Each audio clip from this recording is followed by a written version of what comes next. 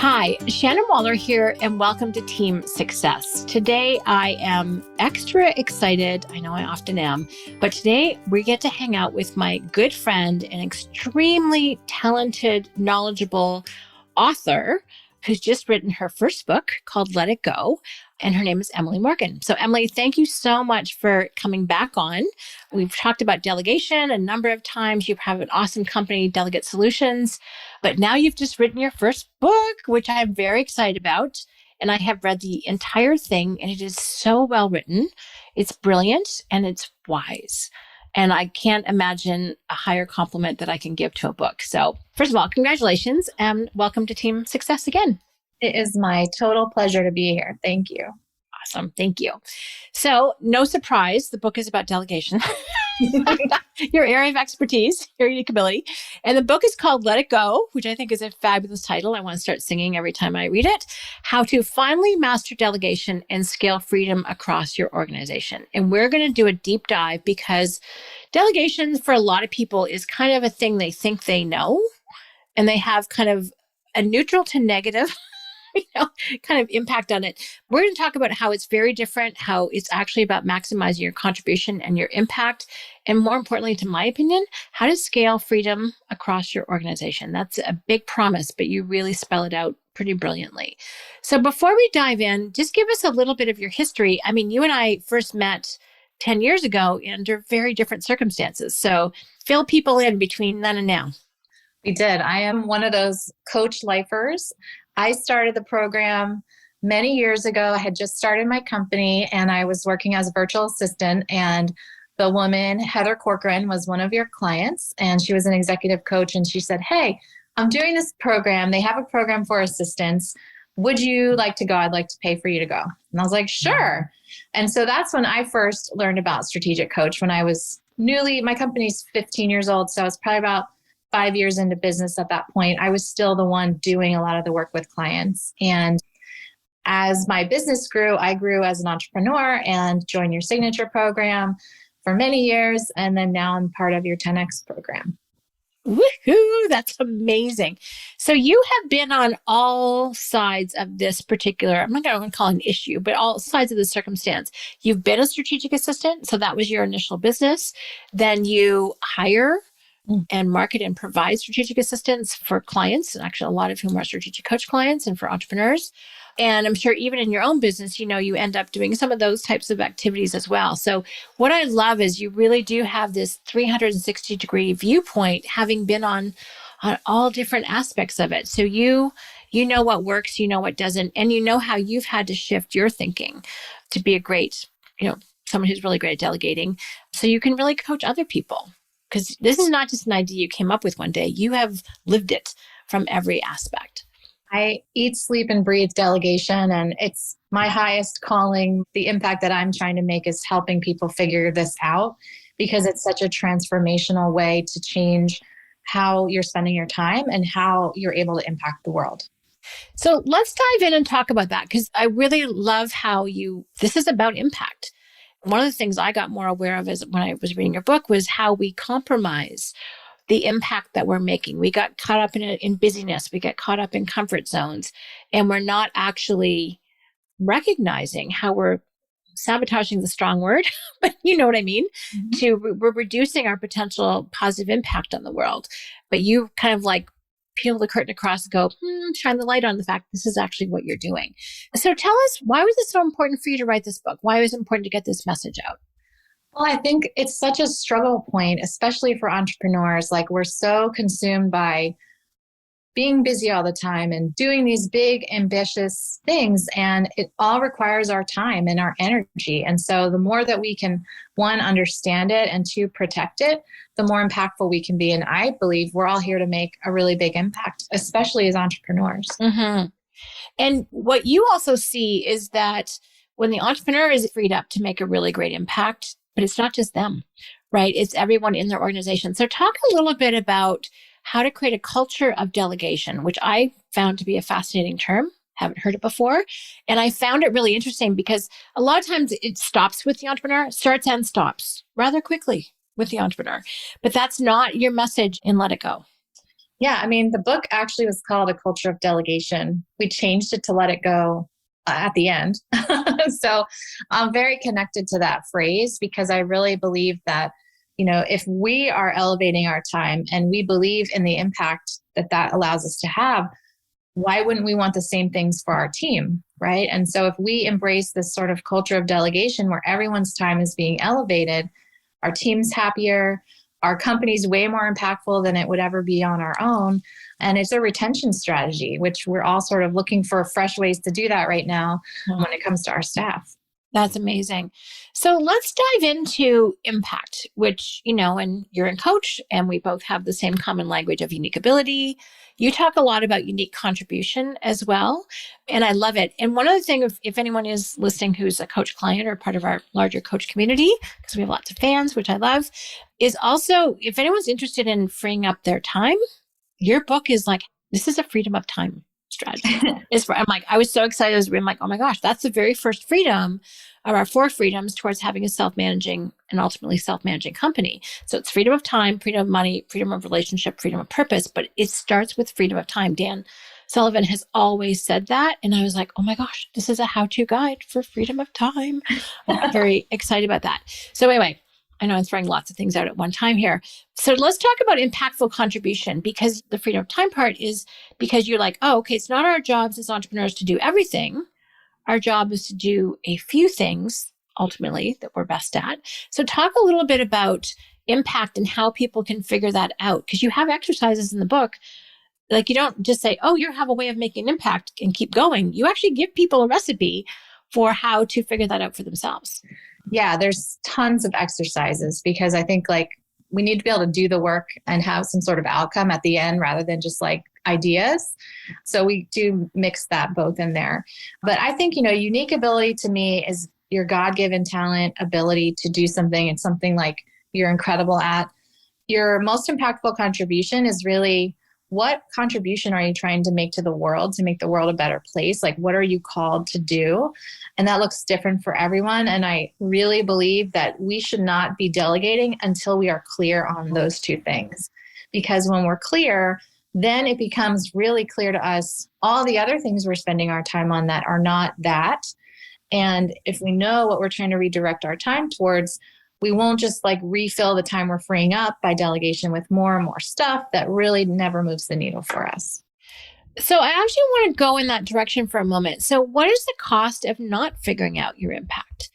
Because you have worked with a ton of clients, some of whom I know, because you actually talk about an example in the book, who hire an assistant or, probably hire you, and they kind of flame out is the best thing, or they haven't got quite all their ducks in a row in order to be able to make a success of it. So you've seen what happens, because we're going to talk about mindset as well as strategy, execution. You've seen how people, get in their own way and what doesn't work. So what gets in the way? What doesn't work for people? What's the cost of not knowing their impact, not knowing their why? Well, I feel like we just never realize our full potential. And the faster that, 1, you understand what it is, and then 2, you build up the guardrails to protect your time for those activities, the faster you're going to get there, because then it's all the other stuff sort of fades away and it needs to get done, and it gives you a roadmap to get you from here to there. Right. And you tap into the emotions. I love it, because this is not just a head intellectual cognitive explanation of delegation. This is a very heart-based, and from a Kolbe standpoint, will-based. It's this really engages all of you. Mm-hmm. And you talk about what it feels like when you're doing certain types of activities. And frankly, it gave me some new insight, which I thought, I kind of think I know some of this stuff already. But it was oh yeah, what really inspires me? What really pulls me forward? What do I need to protect my time for? That was a really cool framework for me to think, okay, this, not just what I'm used to doing as what I would consider to be a focus activity, what have you, what will I be doing will actually have the biggest impact for the audience that I care most about, that I want to make a difference for, that I want to have an impact for. And that was insightful. You put a different emotional lens on it that made it more meaningful. Yeah, the first third of the book is mindset. And so I spent a large chunk doing what I consider really deep work. And there's a lot of self-sabotaging thoughts and self-limiting beliefs that we tell ourselves when it comes to why we don't want to let go. And the stories in the book are culminations of all the clients we've worked with and all the things we've heard. So they really are, true stories of people and where they got hung up. But there's like things that we tell ourselves, and these are real things people have said in our delegation courses, for example, like, I feel guilty asking other people to help me, or I hate structure, or I secretly love the energy I create by making a mess, or I'm scared that someone's going to think I'm a fraud if they're doing the same thing that I'm doing, and I haven't earned this freedom yet. So there's all these like real statements that are really the foundational part of delegation that I think get glossed over. And that's why I made it such a huge part of the book. Yeah. And you go through the 5 reasons we self-sabotage, right? And you can go, oh, done that, probably done that one a time or two.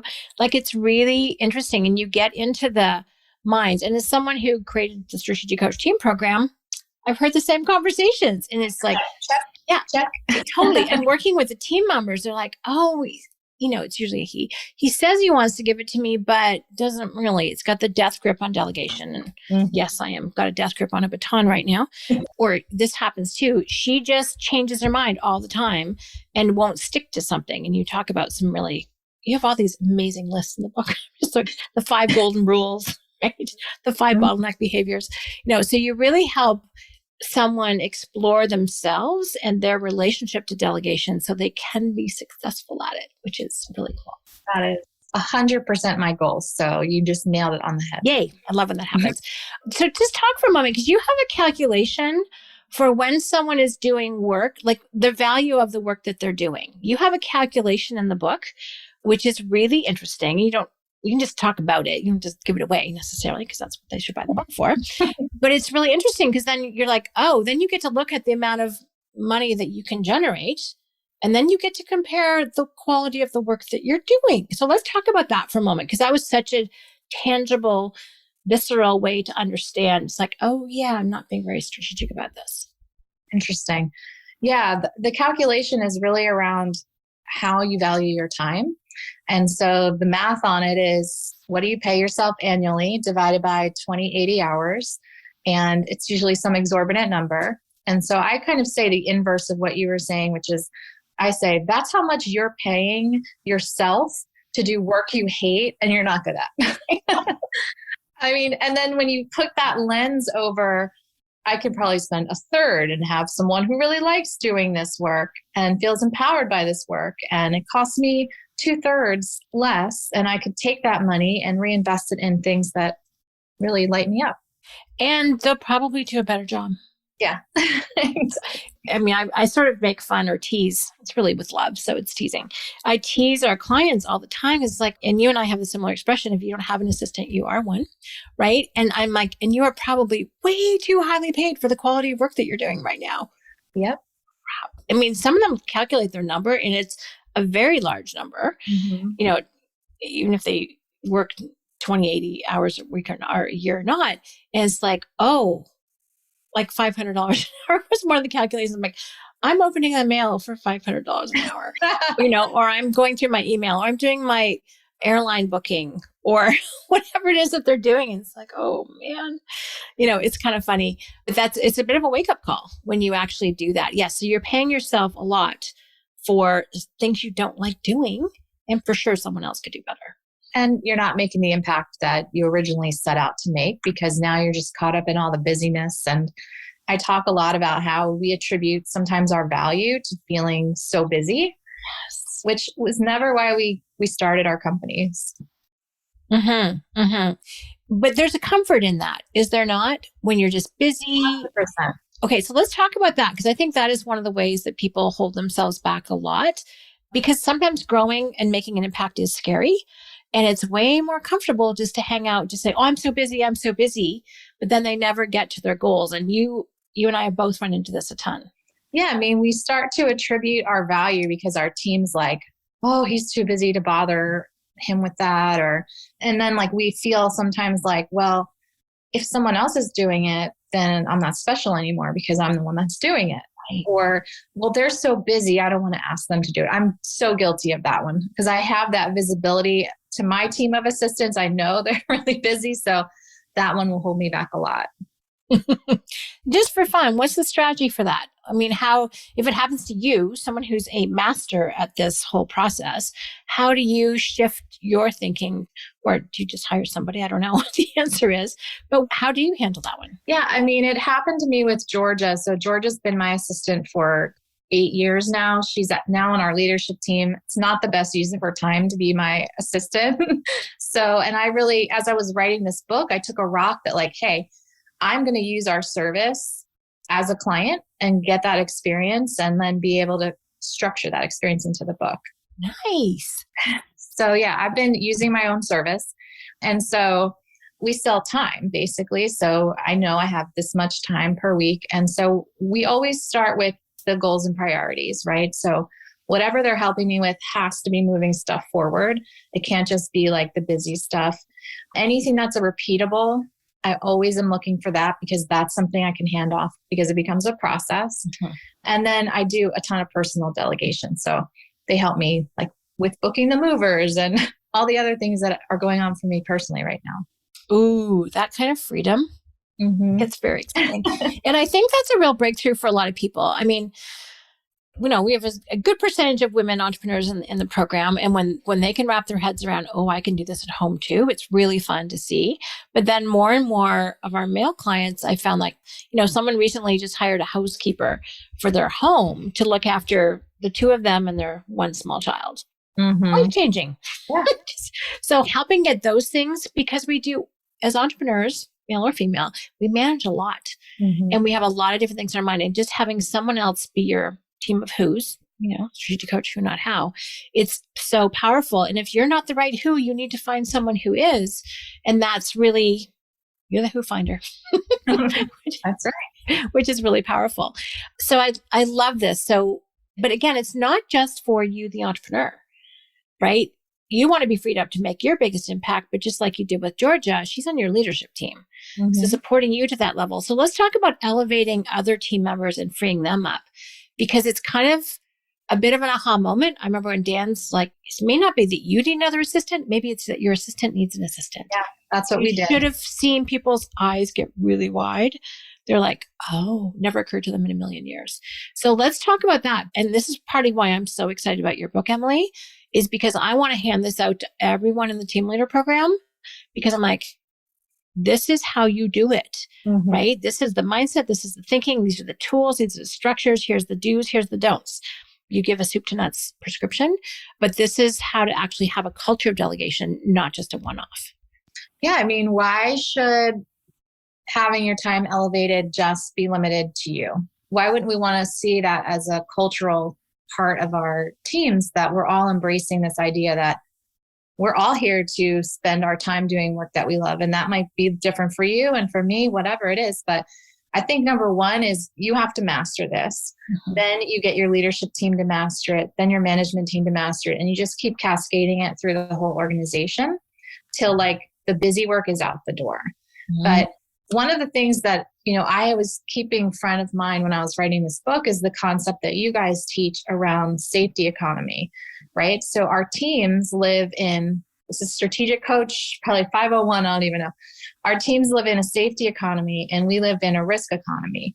And so they need to feel really secure when you start pushing this further and further through the company. Yes. You know, they need to feel like, okay, I'm allowed to do this, or like I'm encouraged to do this. And me being busy all the time, looking really busy, is really not the measure of my success. Mm-hmm. And that's a mindset shift for the whole company.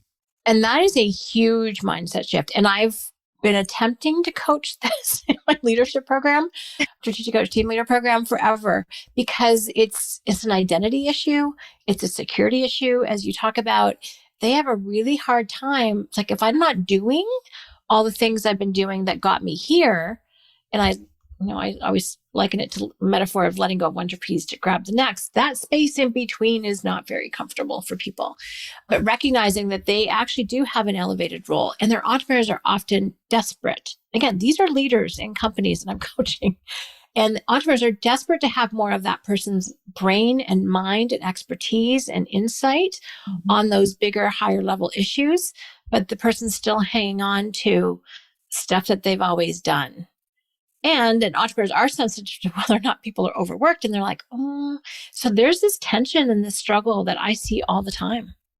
And it's baby steps. I mean, I think you don't just flip the switch on this kind of culture. This is a progression to get there. But if as the leaders, you're leading by example and you're encouraging it, and they have the authority and the autonomy to make these kind of choices in their day, like think about the retention that you're going to have, because people are loving the work that they're doing. They have freedom and autonomy over their time, and the company's making a bigger impact. So it really is like a fascinating way to think about delegation in real life. Ooh, delegation in real life. I love that. So tell me, where have you seen this? Where have you seen someone go from a kind of very traditional, haphazard, not terribly successful, delegator to someone who actually mastered it and put it into their company? I'm kind of curious. Yeah, I give an example of this person, Tom, in the book. And Tom is a culmination of all the entrepreneurs I've spoken to. It's not just one person. But, Tom takes over the business from his dad. He really has no vision, but he is, works his butt off, and he's like super energized by being needed all the time, putting out the fires. And then his father passes away, and he now inherits this business, and he finds himself in this visionary CEO seat, but he has no vision because he's never thought about it. He was just doing. And like I work through sort of his story through the book, but ultimately his most impactful contribution is building out a really crazy great team. So he finds his way through that. And at the end of the day, when I hypothetically ask him this question at the end of the story, it's like, what did you learn? Well, he learned that he needs to get out of everybody's way. And so that's a big part of delegation, is like the security in yourself to like continue to let go and let the team just sort of like own their roles and be there to coach them and lead them. And that's definitely where I'm at in my business. Like really, when you're having a self-managing company, that's what this is about. You're no longer like doing everything. Well, it's interesting. As you say that, it really speaks to something that Dan talks about a lot. He says, you want to be in charge, not in control. Yeah. In charge means that you're the power source, right? You are charging people up with vision, with energy, with excitement, with morale, momentum, motivation. That's your job as a leader, not to be in control of everything. So letting go of that control baton is challenging. But then you can actually have that self-managing, self-multiplying company. And I thought it was really interesting that you chose a family business. Yeah. Right? Because the culture of dad, in this case, who would kind of tease or make fun of Tom for not working hard enough or slacking when he wasn't running around like a chicken with his head cut off. Full mentality. Yep. Yeah. And that's tough. And I see that. I mean, a crazy proportion of US businesses, probably North American businesses, are family owned. I had no idea. And we do inherit some of these non-delegation mindsets from previous generations, right? Yeah. I mean, it's cultural. It has to do with like your identity. It has to do with your family history. Like all these reasons that we have a hard time with delegation really have nothing to do with delegation. It's really just about, our own crap that we're bringing to the table. Right. Oh my God. It's so true. When we can get her out of her own way, it's amazing. And Tom did have a happy ending, which was really good. Yeah, he had this amazing company where people were, growing and thriving, and he was in the leadership seat firmly, did have a vision, all of those things. And that's what's possible. And I think you do a fabulous job of coaching people very nicely to kind of crawl back from some of those other mindsets that just were not super helpful. Not serving you. Yeah. Yeah, exactly. Yeah. So let's jump into, you have a really cool part of the book where you talk about discipline, art, and the science of delegation, which is very rich. We'll only be able to touch on certain parts of it. But talk about those three things, because I thought you just broke it out in a very interesting way that I would never have gotten the distinctions that you have put together in this section. Yeah, I think that there's three parts to delegating well. And the discipline is like your own commitment. So it's a lot of this mindset work. It's about seeing a delegation through. Like we all like have a million ideas all the time, and our team's just busy trying to get those done, and we're throwing more ideas at them, and guilty. I've done all of these things. This is why I can write about it. So that's the discipline part.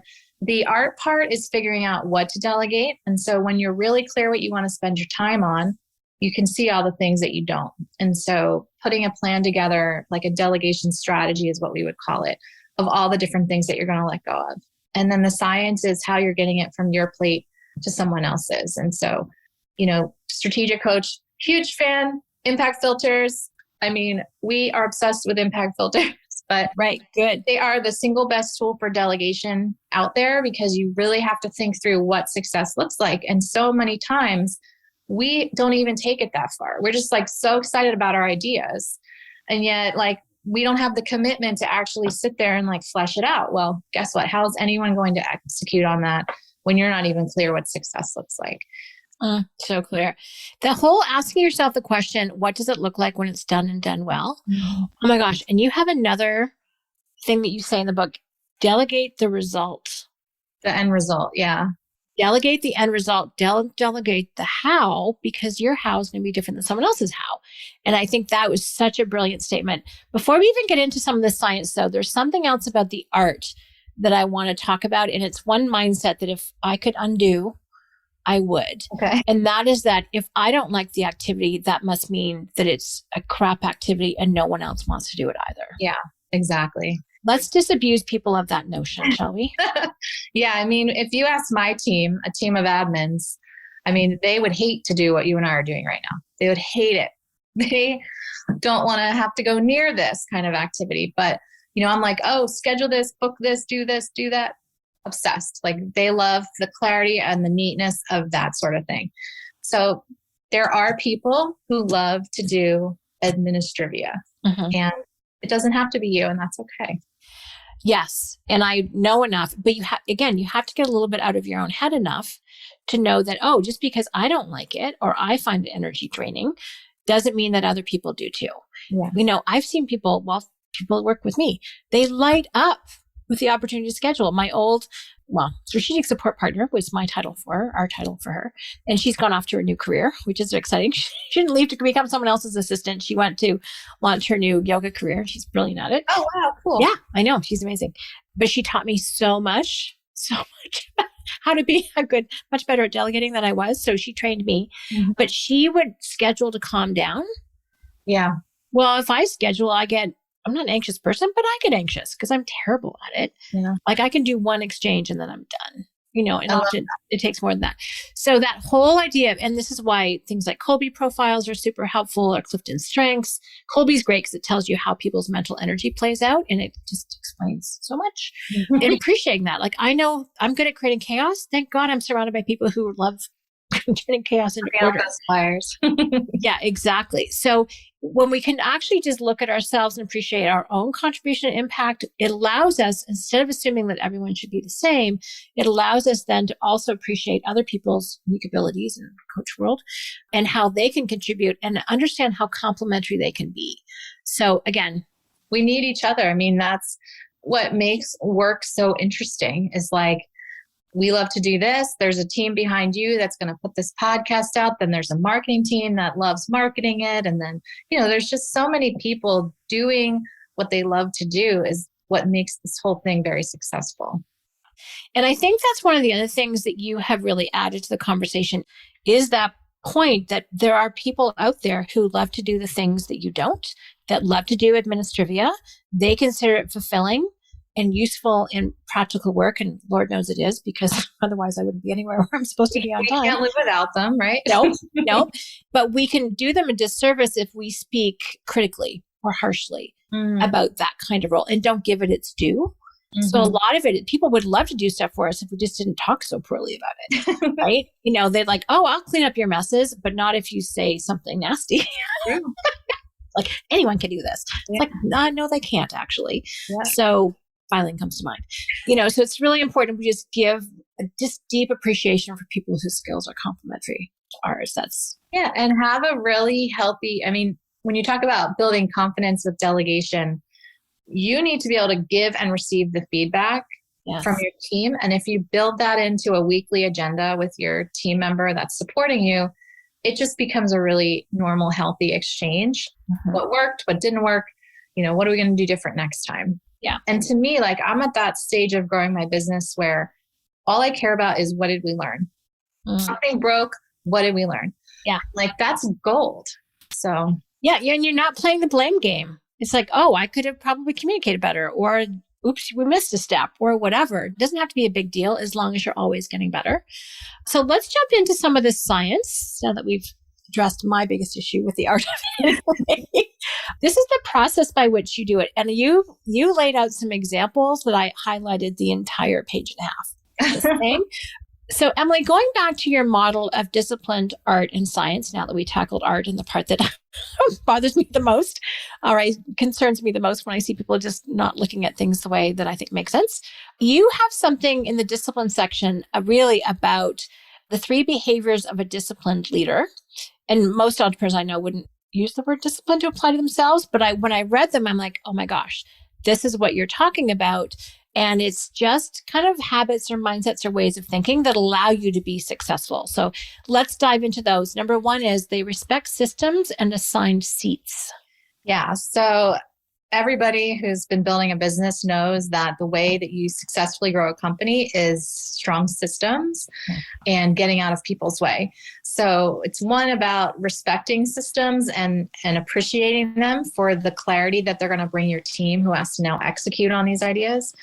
And then staying out of their way, which has to do with like, that's their job, not your job, and really accepting that and promoting that. Awesome. That's that respect part. Number 2, they're willing to be held accountable. So this is what you were just referring to. It's, have that open communication, right? Yep. And stay in your lane.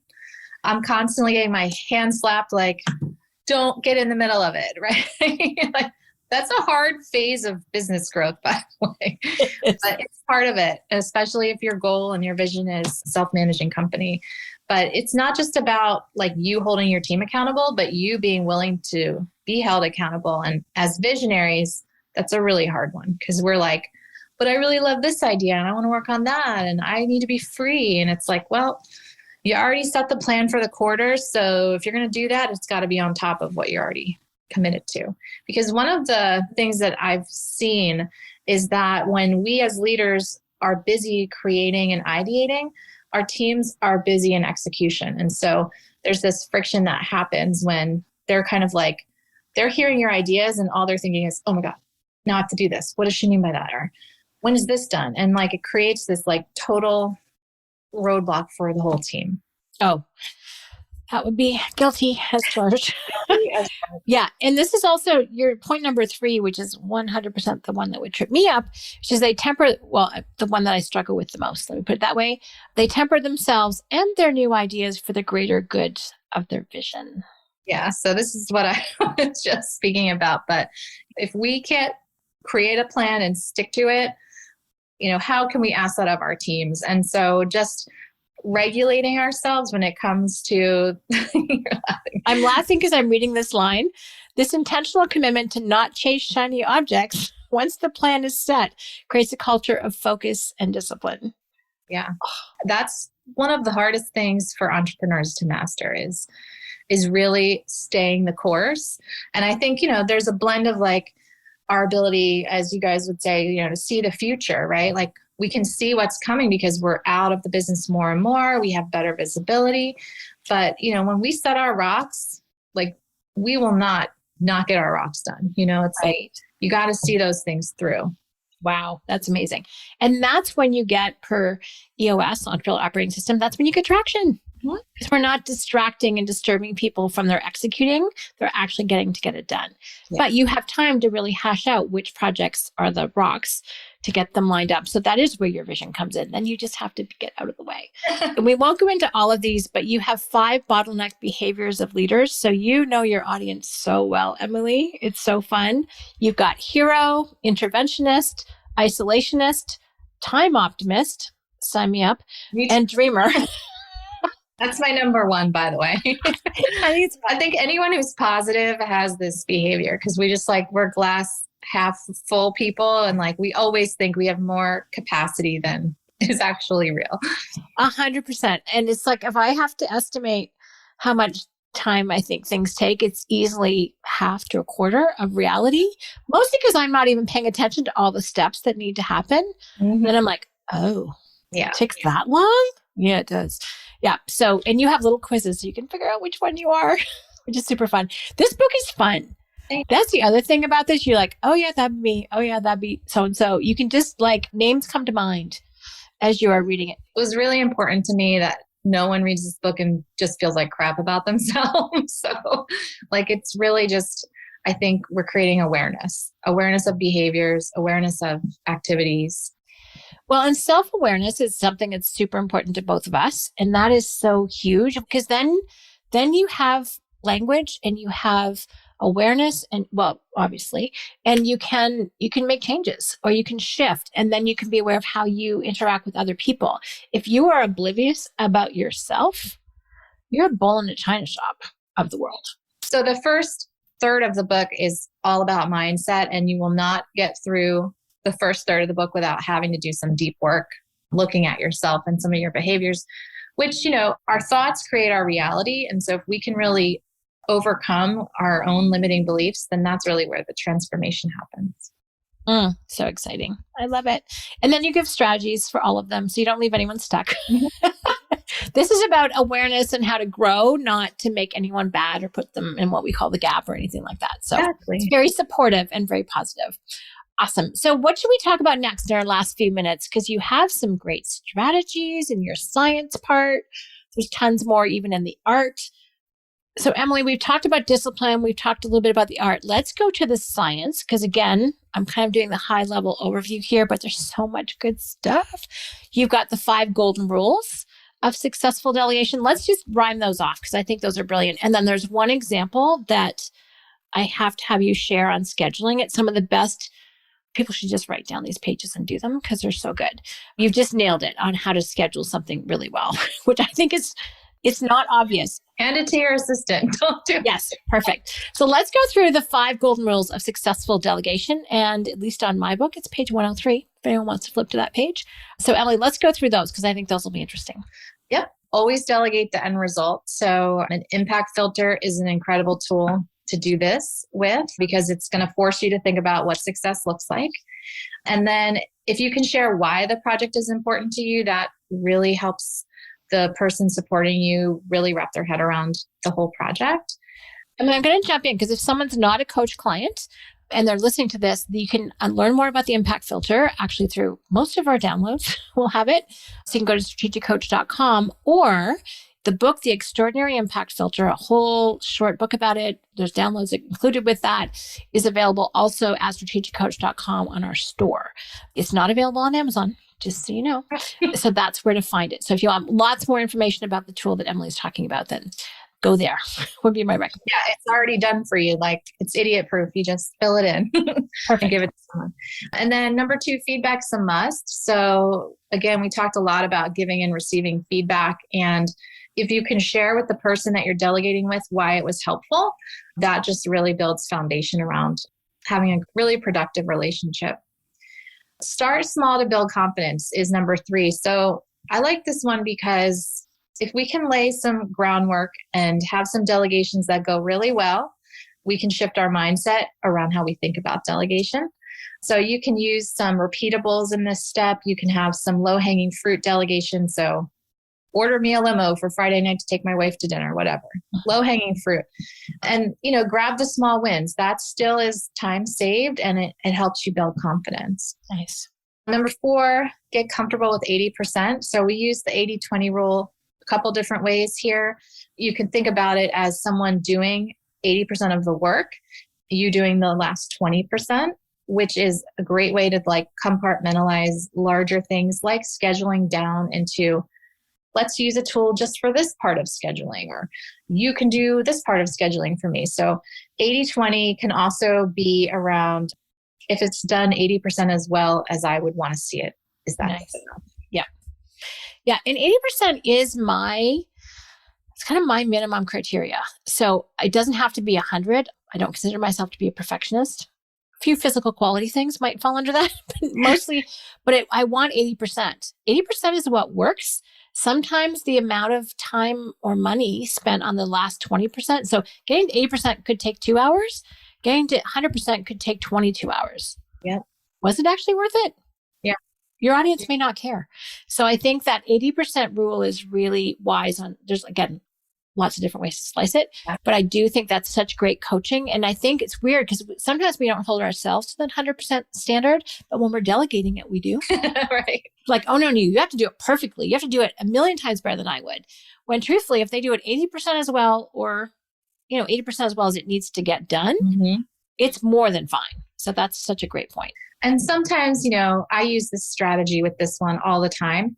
Just having your team start something for you is a win, because then it's like, there's a little bit of guilt. You're like, oh crap, George has already gone in and set all this up and she spent time doing this. I just need to go in and do my part. So it's a great strategy to build some pressure for yourself.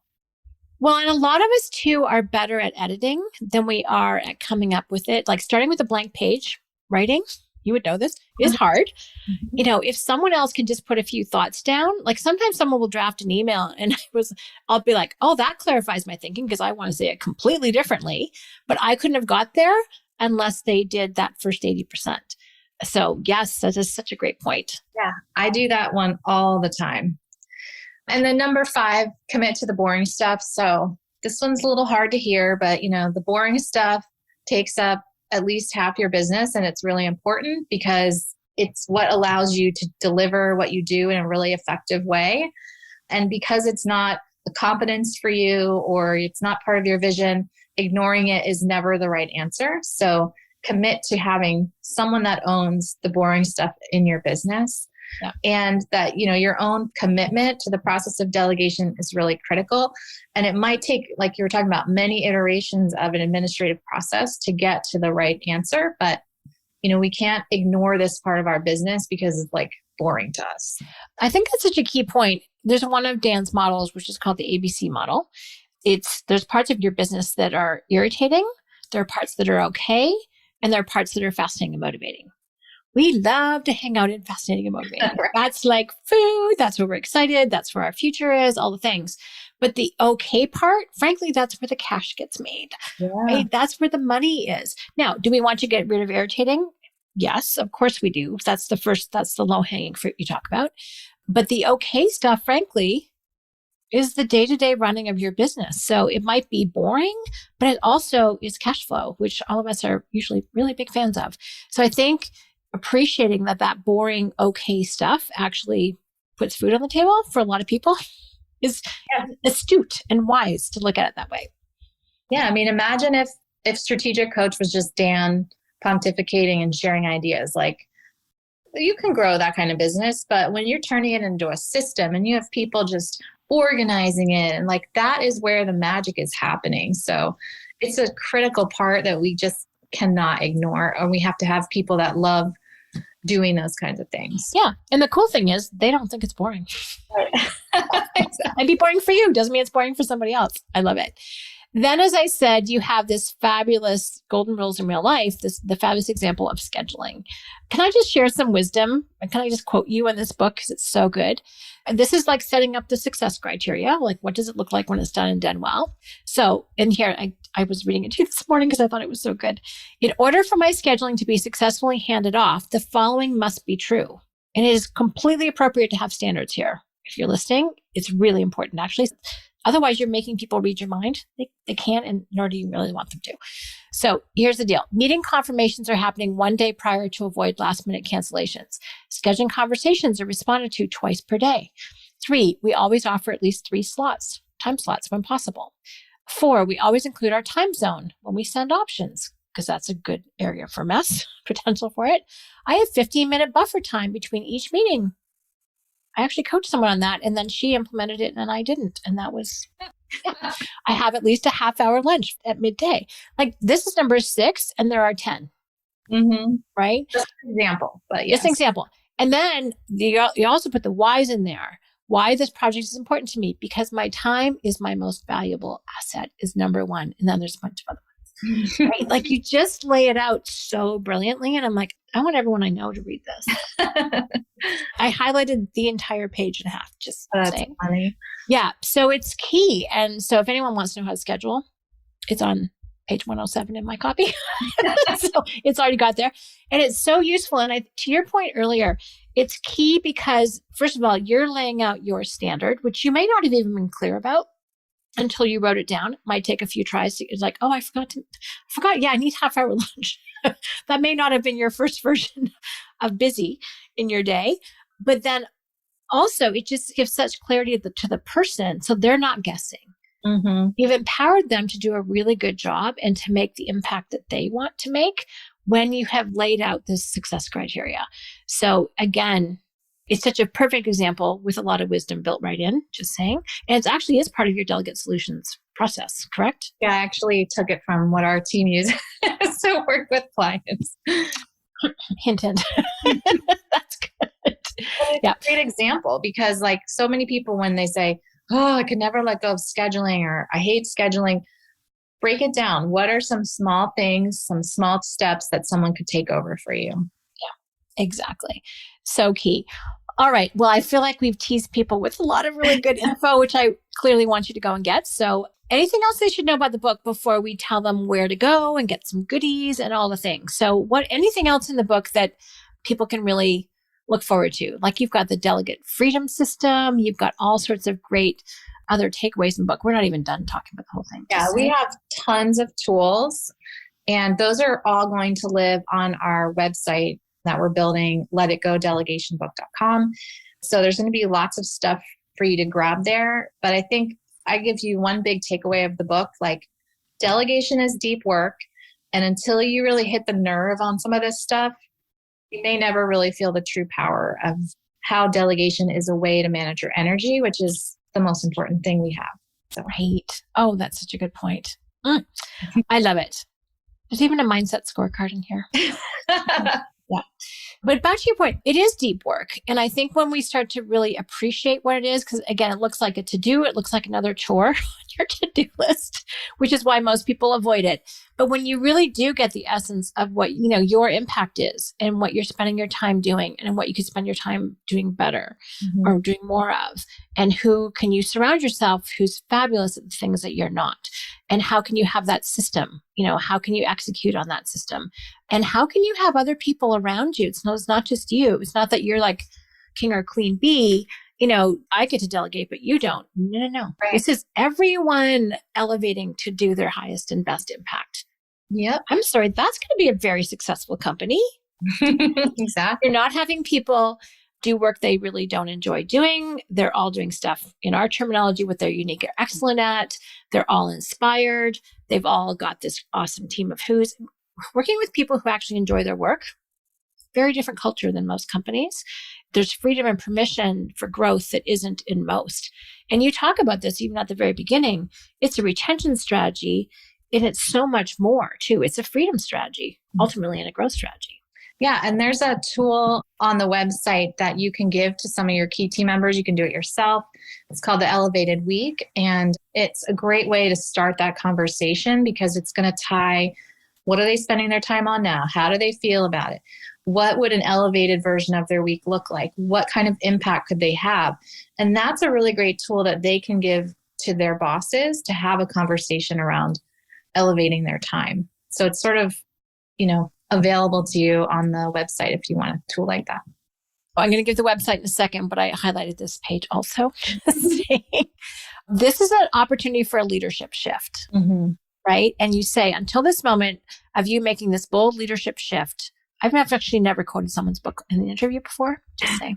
You have created and led by example a culture of busy equals productive. Your team will absolutely be scared of a new dynamic of impact equals value.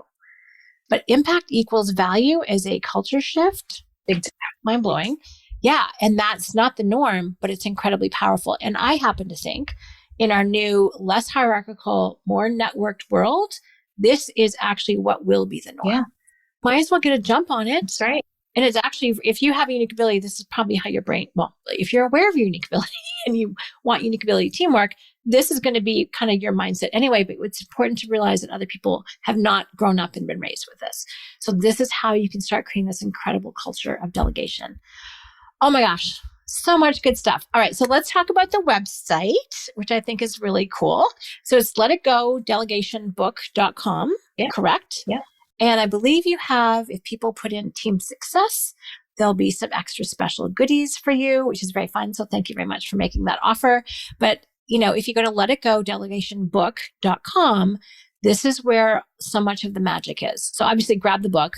And not only that, don't just grab it for you, but please grab it for your team, for your leadership especially, because that's the only way. They have to hear it firsthand. Have them listen to this interview, right? Because that's what's actually going to go, oh, there is a different way of thinking about this. Exactly. This is really what he or she, wants. What's that mean for me? So until everyone's in that same conversation, it's going to be much harder. So one of the ways to get it into people's minds, share this conversation, get them the copy of the book, download the tools.